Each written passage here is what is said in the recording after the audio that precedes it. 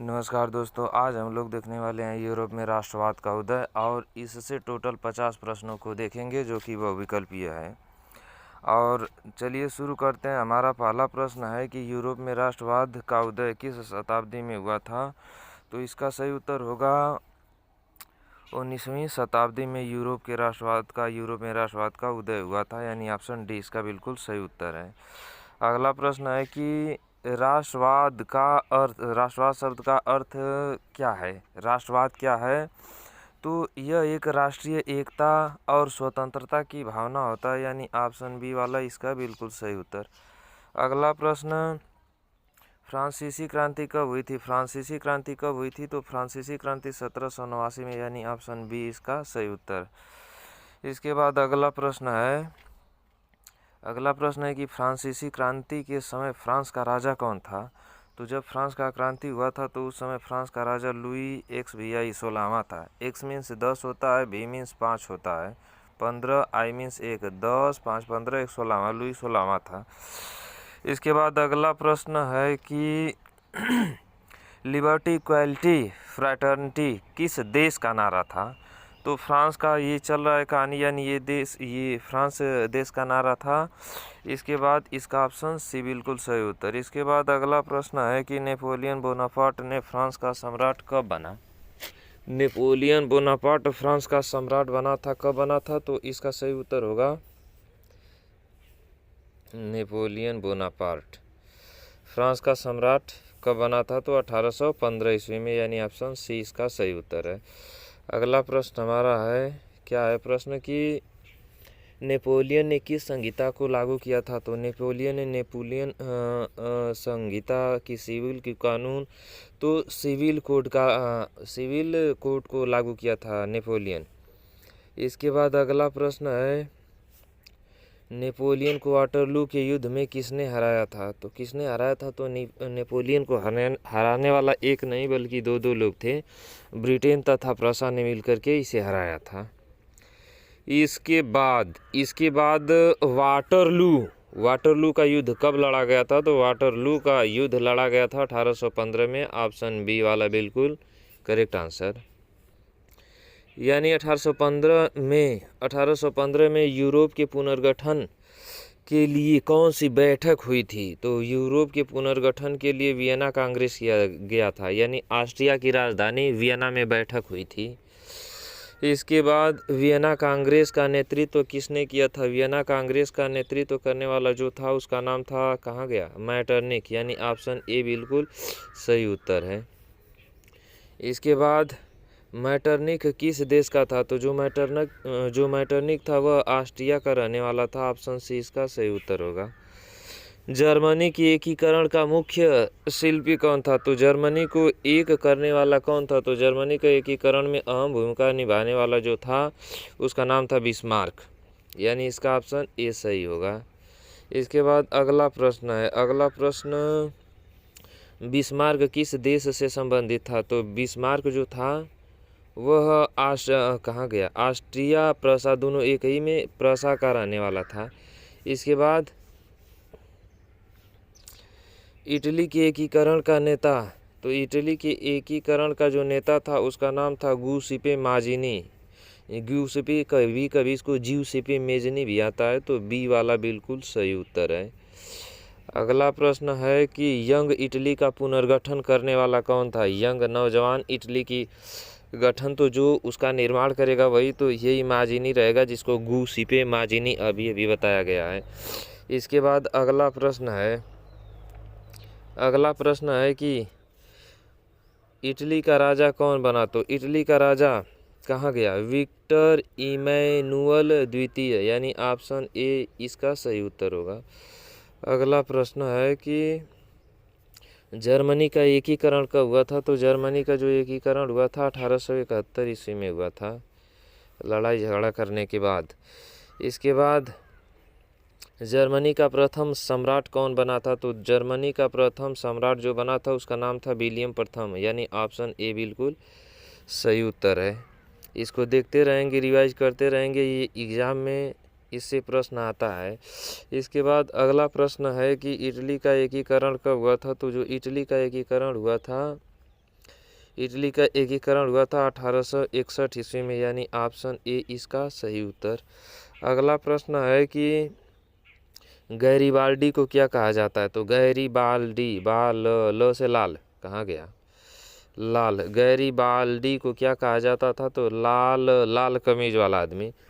यहीं से प्रेरित होकर के भारत में लाल कुर्ती सेना का गठन किया गया था, जिसका नेतृत्व खान अब्दुल गफ्फार खान ने किया था। 1848 की क्रांति का मुख्य उद्देश्य क्या था? तो 1848 की क्रांति क्यों हुई थी? तो लोकतंत्र और राष्ट्रीय एकता, धार्मिक सुधार नहीं, साम्राज्यवाद नहीं। ऑप्शन बी सही है।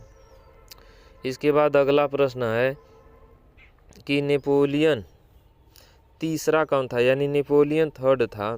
तो नेपोलियन थर्ड यानी जो लुई बोनापार्ट था उसे ही नेपोलियन थर्ड कहा जाता है, यानी इसका ऑप्शन ए बिल्कुल सही उत्तर। अगला प्रश्न, राष्ट्रीय प्रतीक क्या होता है? राष्ट्रीय प्रतीक, राष्ट्रीय माने देश का प्रतीक, तो राष्ट्रीय प्रतीक का मतलब होता है झंडा हो गया, इसके बाद गान हो गया, गान माने गाना या राष्ट्रीय गान हो गया या राष्ट्रीय गीत हो गया। राजा का नाम राष्ट्रीय प्रतीक नहीं होता, न तो सेना न संसद, तो इसका ऑप्शन ए बिल्कुल सही उत्तर। अगला प्रश्न है कि बाल्कन क्षेत्र किसके लिए प्रसिद्ध है? तो बाल्कन क्षेत्र में बहुत मार काट होता था, लड़ाई झगड़ा होते रहता था, यानी संघर्ष एक दूसरे से, साम्राज्यवाद नहीं। साम्राज्यवाद तो आकर दूसरे देशों में कर रहे थे लोग, जैसे अमेरिका हो गया, अमेरिका महाद्वीप हो गया, इसके बाद भारत हो गया, इसके बाद और भी। तो इसका उत्तर सही होगा ऑप्शन बी, यानी राष्ट्रवाद तथा संघर्षों के लिए बाल्कन प्रसिद्ध है। अब ये जो बाल्कन है ये कहाँ पड़ता है? तो जैसे मान लीजिए कि ये हमारा एशिया हो गया, इसके बगल में ये यूरोप हो गया, तो इसका यूरोप का जो निचला वाला क्षेत्र है इसी को बाल्कन क्षेत्र कहा जाता है। ये बाल्कन क्षेत्र है, यहीं पर कई ठो देश हैं जो कि आगे भी आएगा। इसके बाद करा कि बाल्कन क्षेत्र में कौन कौन से देश आते हैं? तो बाल्कन क्षेत्र में आने वाले जो देश हैं इसमें जैसे कहाँ गया, Greece, Serbia, Bulgaria, ETC. Balkan क्षेत्र में 8-10 देश आते हैं। इसके बाद जो कि अब हुए हैं, पहले तो वो एक ही बड़ा था। बाल्कन पाउडर किंग किसे कहा जाता है?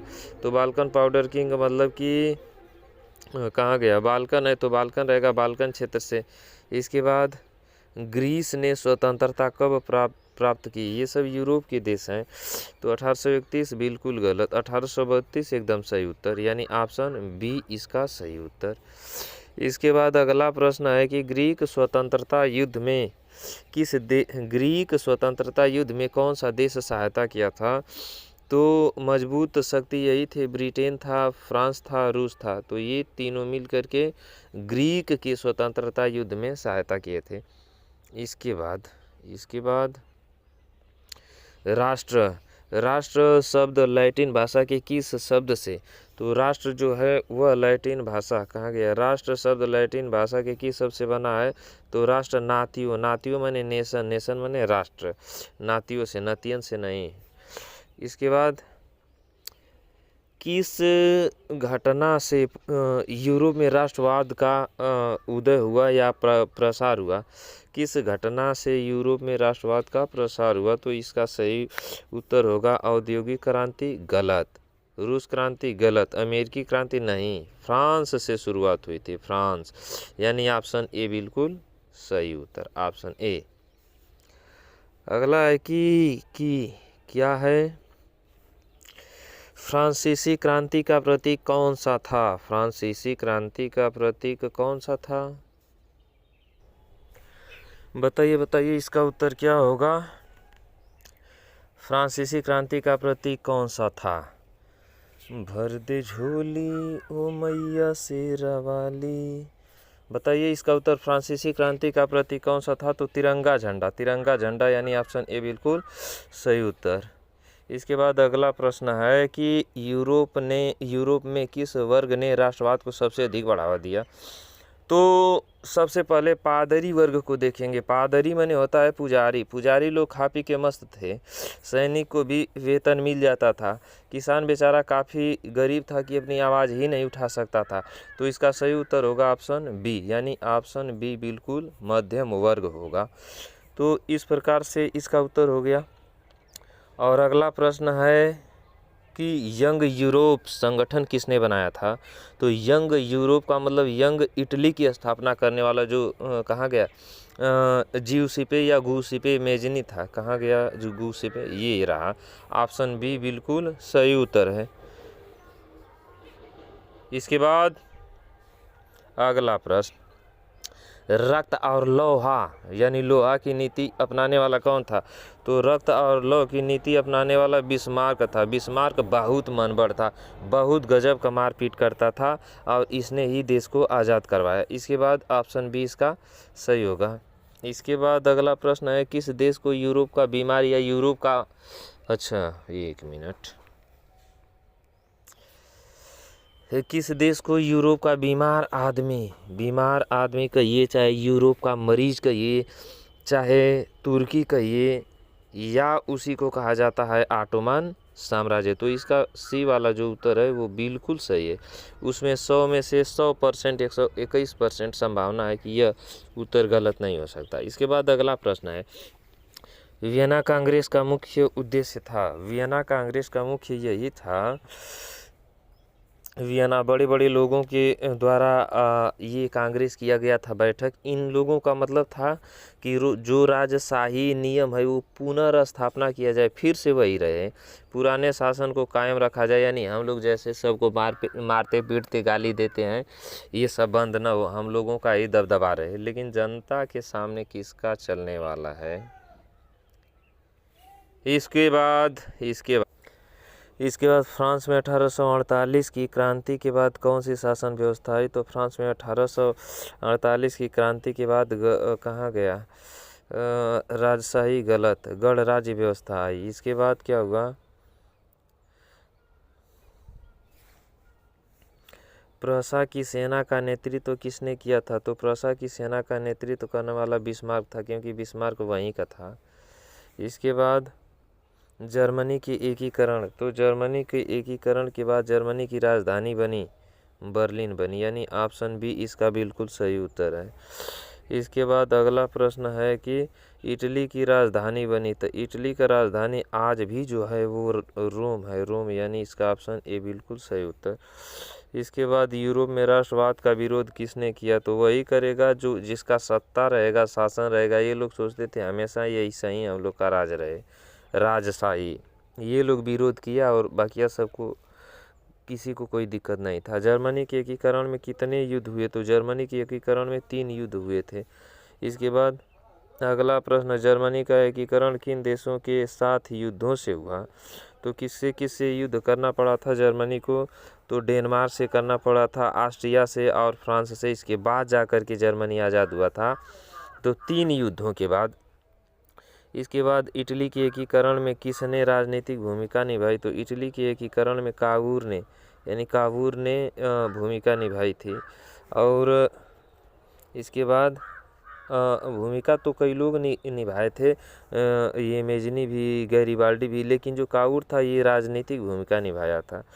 इसके बाद इटली के एकीकरण में कौन सी रियासत सबसे शक्तिशाली थी? तो ये अगर देखेंगे इस प्रकार से, मान लीजिए ये इटली इधर है, तो इटली में ये सिसिली है और एक सार्डिनिया है, तो ये दोनों द्वीप हैं, ये सार्डिनिया द्वीप है, ये बहुत अधिक शक्तिशाली था। पिडमॉन्ट सार्डिनिया इसको कहते हैं, ऑप्शन बी बिल्कुल सही उत्तर। नेपोलियन ने कौन सी व्यवस्था की थी? नेपोलियन ने कौन सी व्यवस्था? तो जो नेपोलियन था वह सामंती व्यवस्था किया था। इसका उत्तर ए वाला बिल्कुल सही होगा।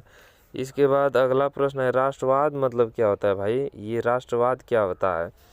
तो राष्ट्रवाद का मतलब यही होता है कि अपने राष्ट्र के प्रति प्रेम और एकता की भावना, यही नहीं था लोगों में, और इसीलिए फ्रांस की क्रांति 1789 में की गई थी। उसके बाद लुई 16वां को उसकी पत्नी के साथ फांसी पर झुला दिया गया। तो इतने बड़े पैमाने पर ये सब युद्ध हुआ, उसके बाद जाकर के हम लोगों को आज़ादी या किसी को आज़ादी मिली। इसके बाद यूरोप में राष्ट्रवाद का परिणाम क्या हुआ? तो राष्ट्रवाद का मतलब क्या हो जाएगा? राष्ट्र औपनिवेशी विस्तार तो नहीं हो सकता है, औपनिवेशिक विस्तार होगा ही नहीं, यानी राष्ट्र राज्यों का गठन हुआ। ऑप्शन बी एकदम सही होगा।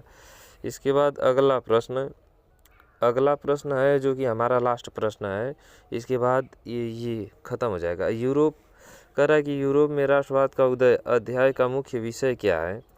तो इसका मुख्य विषय क्या है, तो इसके बारे में देखेंगे। कहाँ गया, हाँ 1 मिनट। क्या इसका मुख्य विषय है, तो इसका मुख्य विषय है कि हाँ क्यों राष्ट्रवाद का उदय। इसका मुख्य विषय है कि राष्ट्र का गठन किया गया और एकीकरण किया। यूरोप उद्योग की कोई बात नहीं, शिक्षा का बात ही नहीं, युद्ध तकनीक का भी बात नहीं, सिर्फ और सिर्फ राष्ट्र का गठन, यानी ऑप्शन बी हमारा सही उत्तर होगा। तो इस प्रकार से यह यह प्रश्न खत्म हो गया। इसको रिवाइज कर लेंगे, याद हो जाएगा। ठीक है, तब तक के लिए जय हिंद। मिलेंगे अगले वाली वीडियो में।